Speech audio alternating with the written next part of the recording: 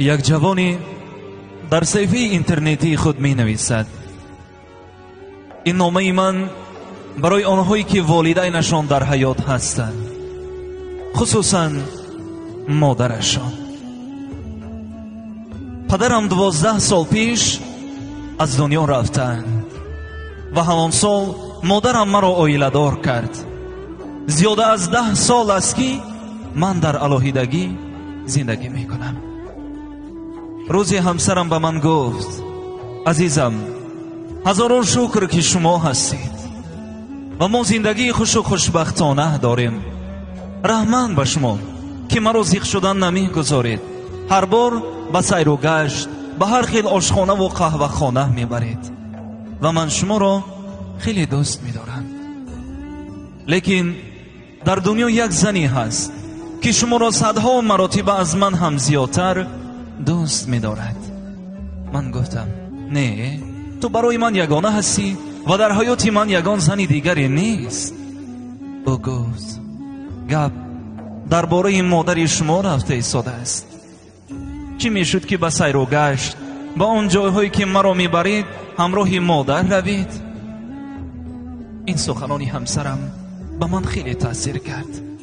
بله، آخر طول 12 سال یگان مراتب با مادرم به فرصت ننشستم، او را به هیچ کجا نبردم. شاید از سبب سیرکاریم باشد. البته هر بار به او زنگ میزنم، پیش او میروم، اما با وقتی تنگ. از او میپرسم: مادر، یگان کمبودی نداری؟ با تو یگان چی لازم نیست؟ آخر بجز صحبت من، بجز مهر فرزندی من به مادر چیزی لازم نیست. در حال به مادرم زنگ زدم، گفتم: مادر جان، پگاه آماده شوید، همراه به تماشا میبرایم، تو رو به سیر و گشت میبرم و بیگاهی به یک قهوه خانه در آمده خوراک خورده استراحت کرده می آییم. مادر خواطر شد، گفت: پسرم، تشویش نکش، از پی کار و بارت شو، من نقص هستم، به من هیچ چیز لازم نیست. گفتم: مادر جان، پگاه آماده شوید، من میروم، گپ تمام. و روز دیگر به خانه این مادر رفتم. دیدم که مادرم مرا در پشت تیرزه انتظار است. او چنان یک کرته زیبا پوشیده بود که من 12 سال مادرم را این خیلی زیبا ندیده بودم. این آخران کرته ای که پدرم در زادروزی مادرم تحفه کرده بوده است. ما با مادر خیلی سیر و گشت کردیم، به همه جایهای زیبای شهر رفتیم، رسم گرفتیم و شام هم نزدیک شد. ما به همان آشخانه که من همراه عائله‌ام می رفتم با مادر در آمدیم. پیش خدمت به ما نامگوی خوراک ها را آورد. از بس که چشمان مادرم خیره شده بودند، من نامگو را گرفتم و گفتم: مادر جان، من نامی خوراک ها را می خوانم، شما دل خواهتان را انتخاب کنید. و یک به یک نامی خوراک ها را خواندم. مادرم خاموش به من نگاه کرده تبسم می کرد. فکر کردم مادرم سیر باشد یا این خوراک ها به او معقول نشدن. مادرم گفت: میدانی پسرم، دوره های کودکی تو به یادم آمد. من هر بار تو را به همین آشخانه می آوردم و عیناً به همین میز می نشستیم. از بس که تو خرد بودی، خوانده نمی توانستی، نام خوراک را من می خواندم، تو انتخاب می کردی. اشک از چشمانم جاری شد. ما با مادر یک جای خوراک خوردیم. درباره شادروان پدرم درباره کودکی های من نقل کرد. مادرم گفت: پسرم، رحمت به تو، من خود را خیلی خوشبخت می حسابم زیرا چنین فرزند دارم. و گفت: پسرم، دفعه آینده من تو را همراه عائلت به اینجا تکلیف می کنم و این دفعه ضیافت از حساب من است.